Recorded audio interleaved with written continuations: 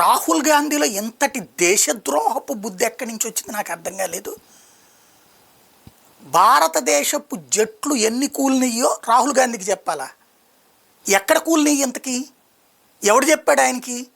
China వాడు చెప్పాడా, పాకిస్తాన్ వాడు చెప్పాడా? భారతదేశంలో ప్రజలందరూ కళ్ళెదురుకుండానే కనబడింది కదా యుద్ధం. ఇక్కడ ఏ డ్రోన్ కూలింది, ఏ మిస్సైల్ కూలింది, ఎలా కూలింది, దాంట్లో ఆకాశ్ మిస్సైల్ వాడారా లేకపోతే S-400 వాడారా, ఇవన్నీ మన కళ్ళెదురుగుండానే కనబడ్డాయి. మన కళ్ళెదురుగుండానే కూలినయ్యే, పడ్డయ్యే.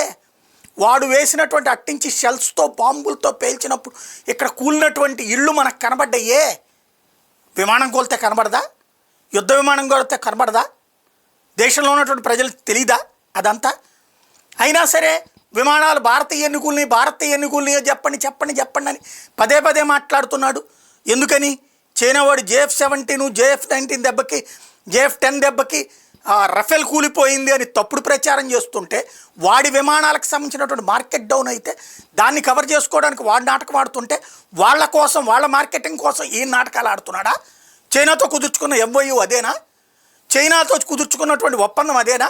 భారత్ పట్ల ద్రోహంతో చైనాకి వ్యాపారాలు పెంచుకోవడం కోసం నాటకాలు ఆడుతున్నాడా రాహుల్ గాంధీ? లేదా భారత సైన్యం చెప్పనటువంటి, భారత సైన్యం ఏం నష్టం జరిగితే అది ఖచ్చితంగా చెప్తుంది, ఎంతమంది చనిపోతే అది ఖచ్చితంగా చెప్తుంది, ఏం లాభం జరిగితే అది ఖచ్చితంగా చెప్తుంది. నీ సైన్యం పట్ల నీకు నమ్మకం లేనోడి నువ్వేం ప్రతిపక్ష నాయకుడు, నువ్వేం ప్రధానమంత్రి అభ్యర్థివి? ఏ విధంగా అసలు ఈ దేశానికి పనికొస్తావు? ఇంతటి దేశద్రోహి ఇంతవరకు భారతదేశ చరిత్రలోనే ఎవడూ పుట్టలేదేమో. ఇంకోటి ఈయన అడుగుతున్నాడు, జయశంకర్ నాకు సమాధానం చెప్పలేదని. సిగ్గు శరము ఉండాలి కదా, బుద్ధి ఉండాలి కదా, జ్ఞానం ఉండాలి కదా. విమానాలకు సంబంధించి, యుద్ధ విమానాలకు సంబంధించి విదేశాంగ మంత్రి చెప్తాడా? రక్షణ మంత్రి కదా చెప్పేది. రాజ్నాథ్ సింగ్ని అడుగు, నువ్వు సైన్యాన్ని అడుగు, నువ్వు చెప్తారు వాళ్ళు.